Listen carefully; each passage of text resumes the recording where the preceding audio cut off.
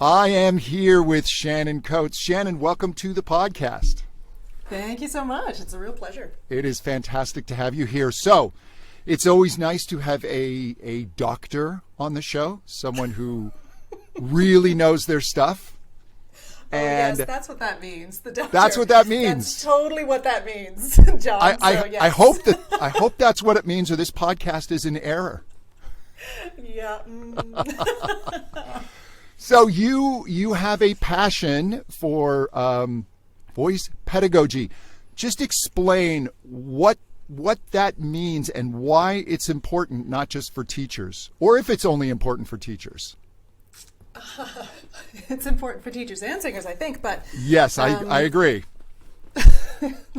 So the pedagogy part, I mean, this is the part that when I say to people, well, my doctorate is in voice pedagogy, and then people say get a little blank stare.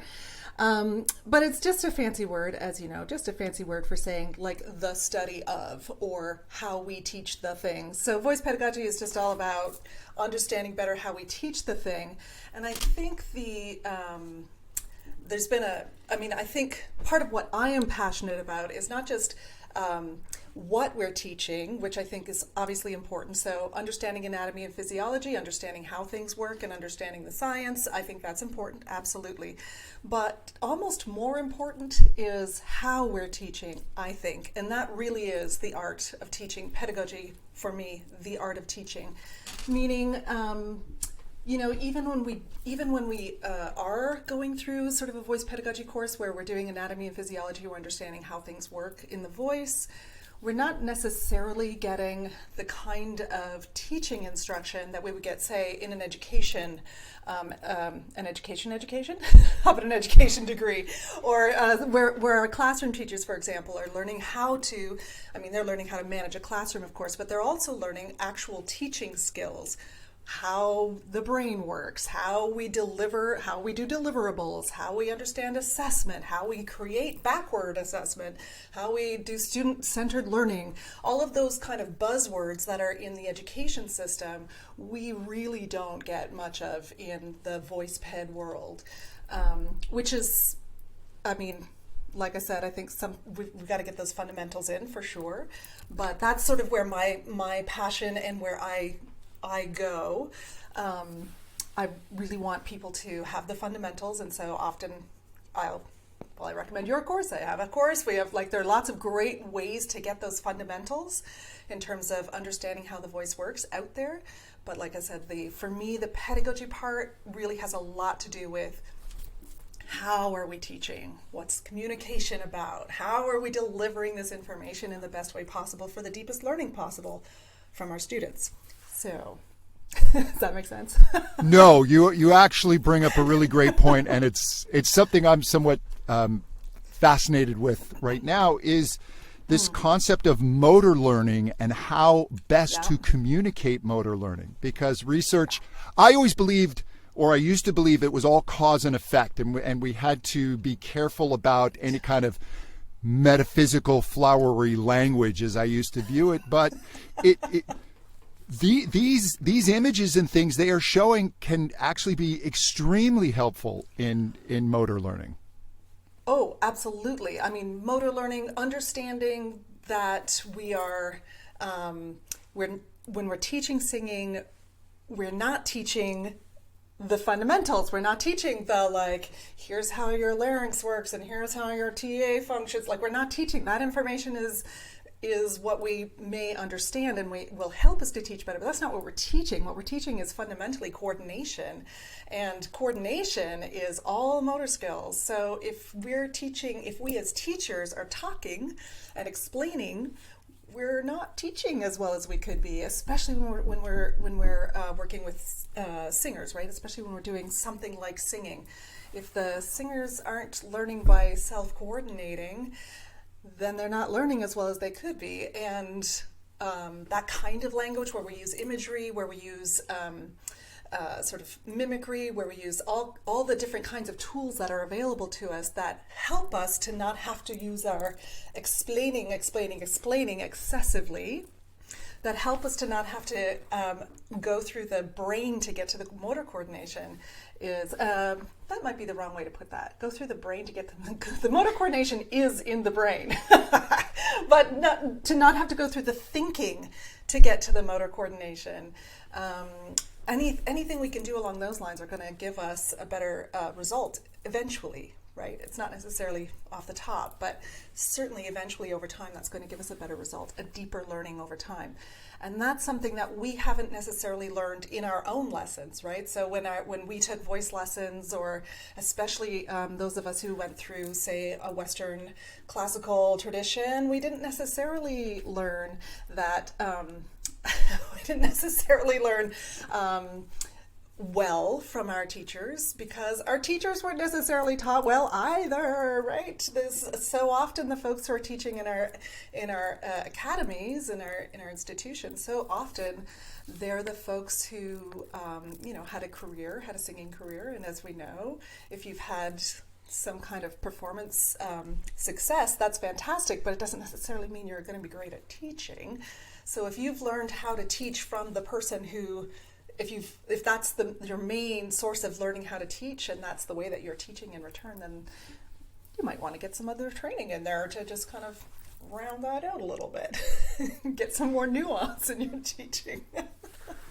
Well, I think it's because, this instrument is almost shrouded in a bit of mystery, because Yes. we can go through and understand TACT function and acoustics and all this, but I mean, from my understanding, they're not even sure what part of the brain is controlling pitch. Like they're not finding it.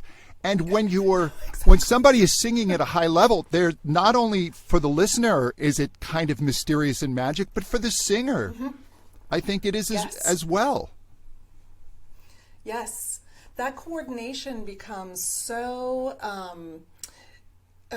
second nature, right? It's so subconscious. That coordination of a well-trained singer is so subconscious that it looks easy, but it looks like, how are they even doing that? It's so easy. And it's the same thing for the singer, absolutely right, for the performer who's in that flow, right? They're not thinking, when you're in that flow, you're not thinking about anything that's happening physiologically, right? Like you're in the flow. That is everything is coordinating around what your intention is, right?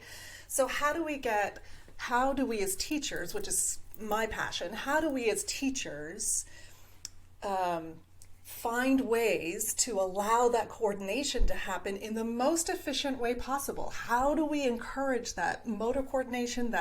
How do we encourage singers to be able to find that coordination in the most efficient way possible? Can you find the coordination by reading a book and/or by having a voice ped lesson? Sure. It's going to take you a long time. The same way as and eventually you actually have to do it in order to get it, right? The same way you can learn how to ride a bike by reading a book.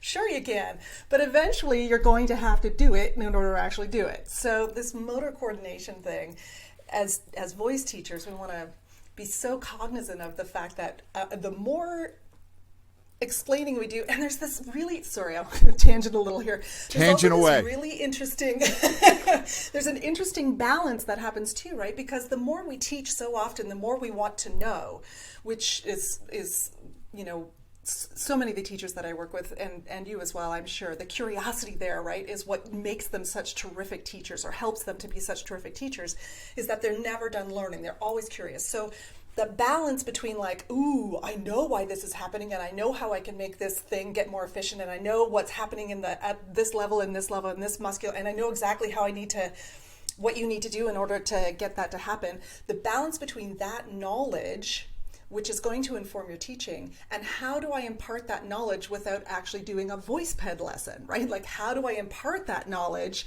and get them singing? How do I get them to the singing part of it so that they coordinate, so that the coordination is there rather than them understanding how to do it, which that balance for singing teachers can be really challenging. It can be real tricky. Oh, it's definitely tricky. And then I think there is a level with the singer understanding just enough where if they fall out of that balance, they understand, oh, I probably went a little wide with this vowel. I'm using a little too much muscle. Sure.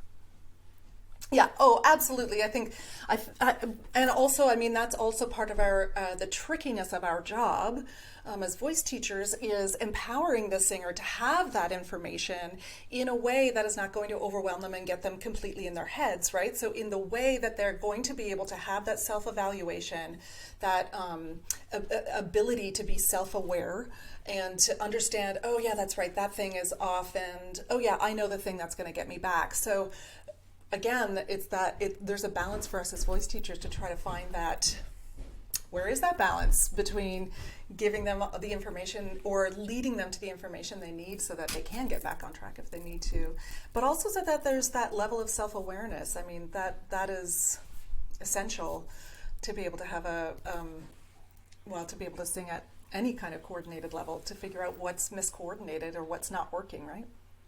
Yeah, and then to be able to maintain these coordinations from exercises into exercises that maybe aren't as easy for you, then into song, which is often a huge jump, and then into performance. Yes. How do you maintain that and then also communicate? You see the difference, and it's been remarked on before where you see tenors going for a high B or a high C, and they'll kind of tighten and they'll step back. And then if you watch Pavarotti before a high note, he smiles and steps into it. Yeah. And you know these other tenors have the technique and the ability, but what did Pavarotti have that they were missing in that moment? Yes.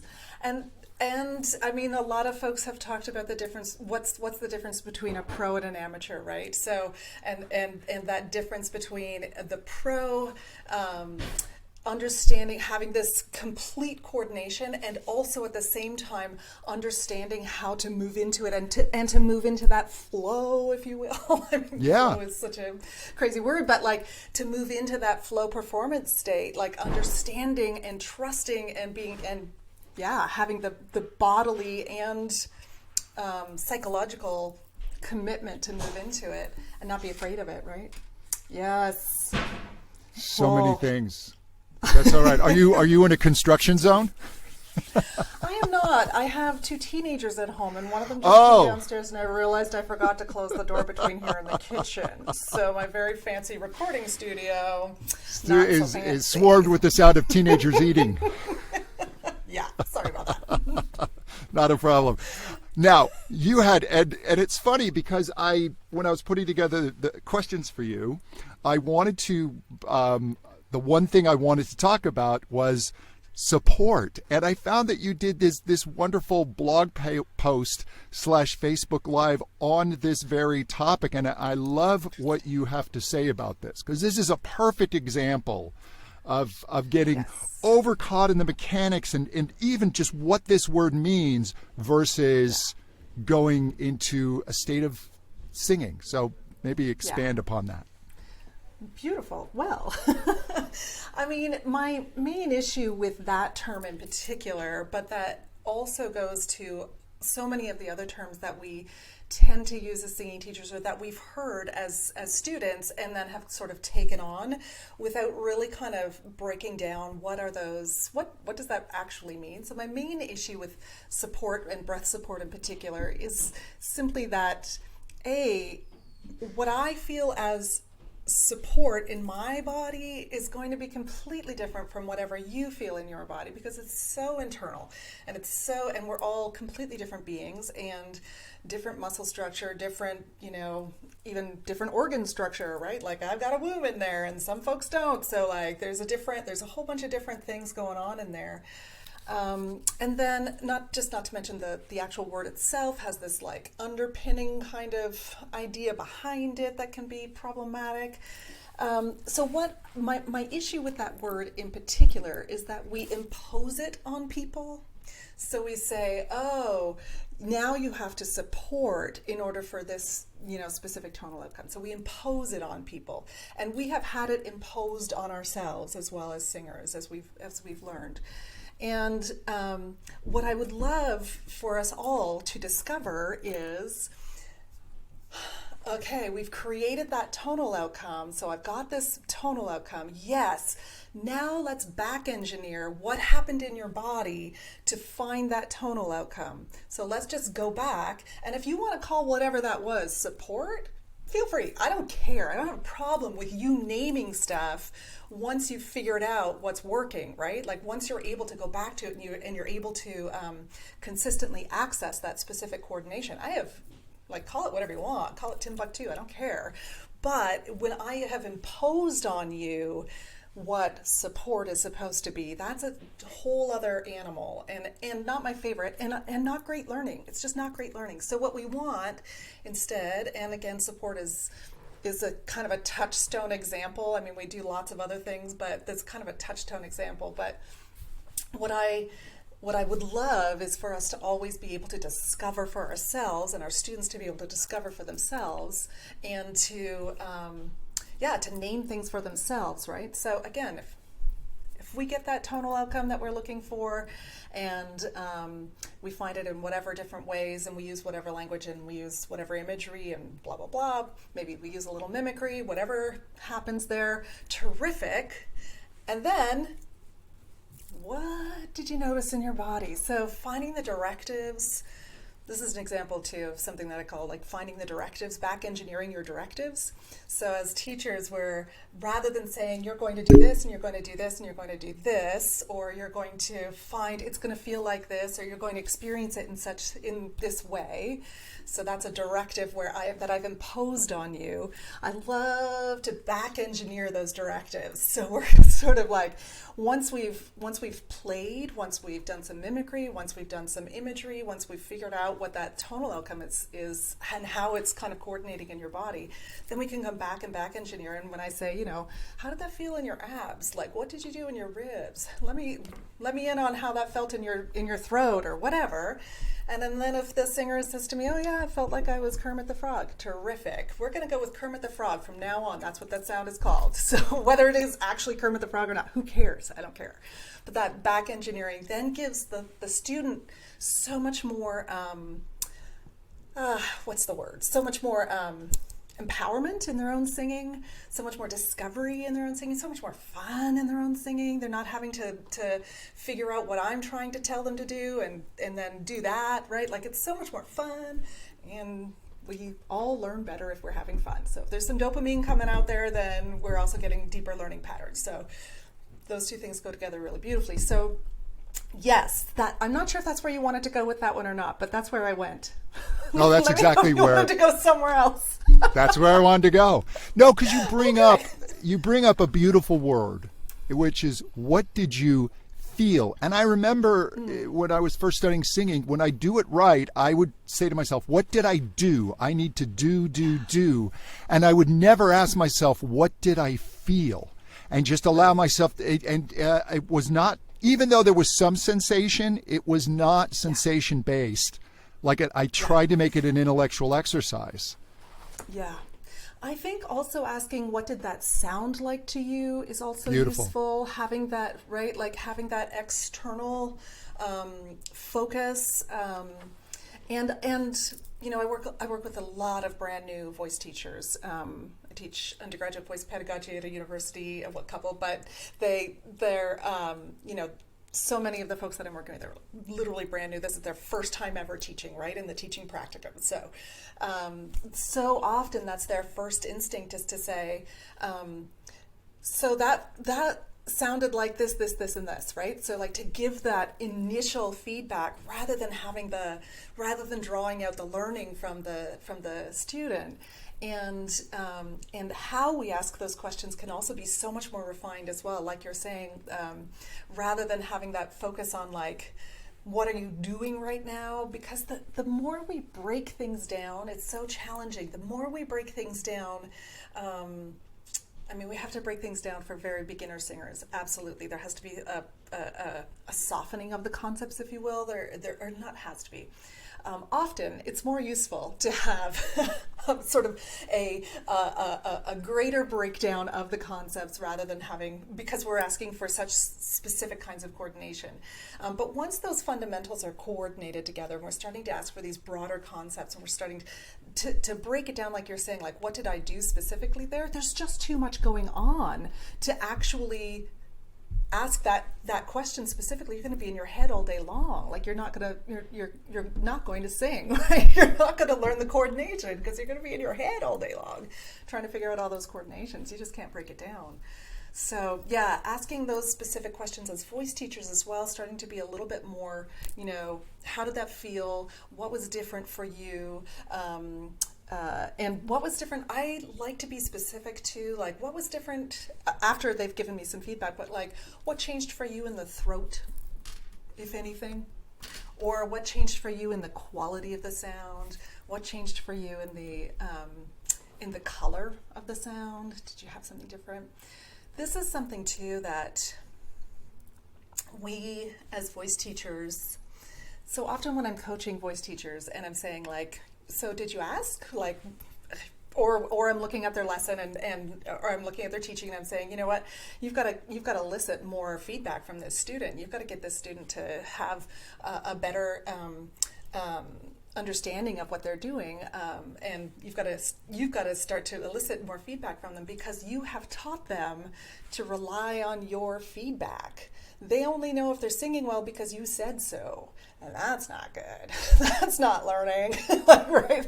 That's not what, or at least it's not great learning, right? It's not the kind of learning that we aspire to, for sure.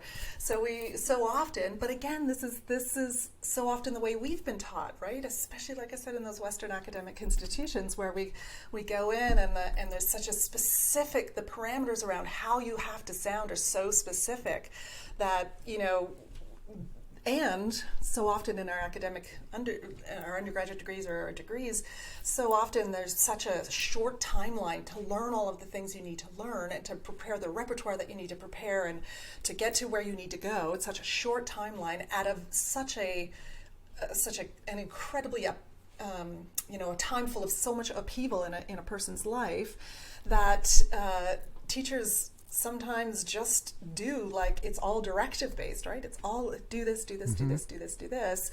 So the time when you really should be at your most discovery, like having the most beautiful discoveries about your voice and about yourself, of course, and having all of these which are completely intertwined. That's a whole other conversation. But at the time when you should be having this most beautiful discovery around your voice and really learning the most beautiful coordinations for your singing voice, you're actually being completely imposed upon by this kind of old school teaching method.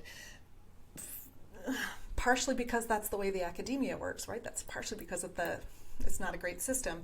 So then we come out of those systems and then we teach that way to our students in, say, an independent studio or if we're teaching in a school or something like that, right? So we teach that way to our students, and it's unfortunate because we really do our students a disservice, but we didn't know. We don't know another way. Which brings me back around to, that's why I'm so passionate about teaching voice pedagogy. We can all do better. So back to pedagogy. What's one concept that you think every singer should know? If they're going to kind of delve into one area of the voice and their understanding, what should they? What's key? Oh gosh. As a singer.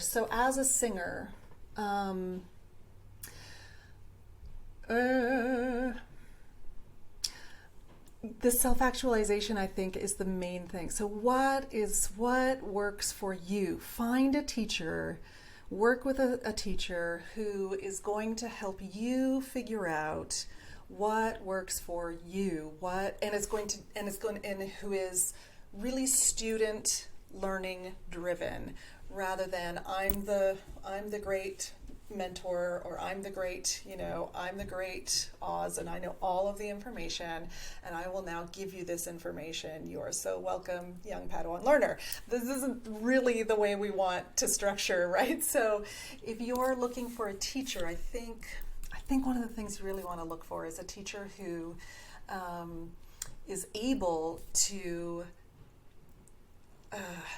help you with that self-actualization, who's able to help you with that self-awareness and understanding.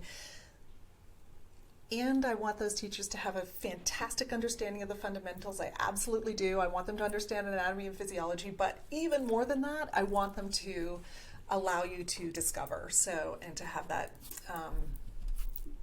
understanding of what works for you in your voice.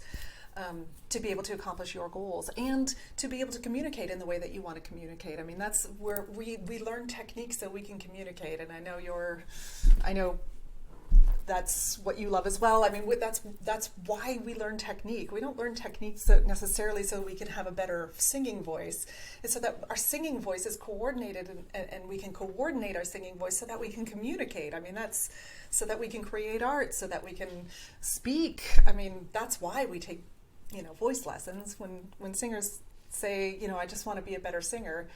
Why do you want to be a better singer? Tell me about that a little bit more. Like, what's the real reason in here? And the real reason is always because I want to communicate. I want my voice to say about me what I really feel inside. I don't want my voice to reflect these things that I don't think are true about myself, or I want to be able to do, these things that are very exciting to me, and so I can communicate. But find the teacher who's going to help you to be able to communicate in that way.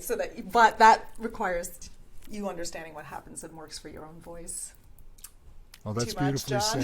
said. No, not at all. No, because I tell students what we do here is not the highest level of singing. Communication is the highest level of singing. Yes. That's why we do it. And there are singers I absolutely adore who their technique is sometimes hit or miss, but their communication is just sublime.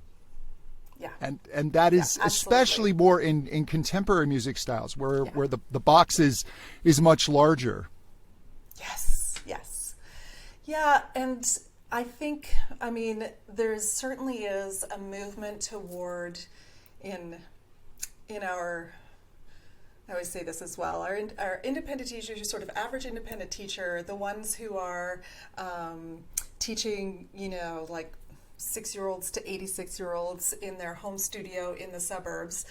So your average independent voice teacher is not necessarily going to get the information that they need until a couple of decades after it has come out necessarily, right? Not because they don't necessarily want it or need it, maybe not the right word, but because they're busy teaching their faces off, right? They're busy running their business at home. They're busy doing that thing. So this understanding of the passion and the communication and and all the different ways to express ourselves, and that there is not necessarily a wrong way. There's a more sustainable way within genres, and there are less sustainable ways. There isn't really a right or wrong way. I mean, there are ways that you're gonna be able to do this forever, and ways that you're maybe only gonna last till next week doing that. So you get to make a choice. But our independent teachers, many of whom again who've come through our Western classical institutions, or who have been taught by folks who have come through our Western classical institutions, many of them have been taught that there's only one healthy way to sing, and there's only, classical singing, Western classical singing is the be-all and end-all because it is the only healthy way to sing, and so it's the only way to communicate that is, blah, blah, blah. So often, what you're saying, where the communication is communication is actually the thing, that doesn't always kind of trickle down especially into our independent studios. I think that's changing for sure, but it hasn't trickled down as much as I would like yet. So to the point where we're talking about let's talk about the most sustainable way to make these sounds that you would like to make, and let's just forget the fact that in order to be able to have sustainable singing and classical singing, it's so specific. The coordination is so specific that is required because it's not amplified. So that coordination is really, really specific. So, and learning that specific coordination takes a long time, blah, blah, blah. But it doesn't mean it's healthier. It's just another way to communicate. And sometimes the technique is underneath, or the communication is so far underneath the technique in Western classical singing that we really lose sight of the fact that this is a communication. This is art, right? We really lose sight of that simply because of how long it takes to get that coordination going. But when we're talking about so many other styles, especially our contemporary styles, yeah, the box is huge. How do people find out more about you and your wonderful pedagogy course? Shannon-Coates.com. So it's all on the website there. You can all the information on how to work with me and all that stuff is there. And of course I'm on the socials too, but mostly Instagram and Facebook. But yeah, I'm out there too. Shannon Coates. Well, thank you so much for taking the time to chat. My pleasure. Thanks, John.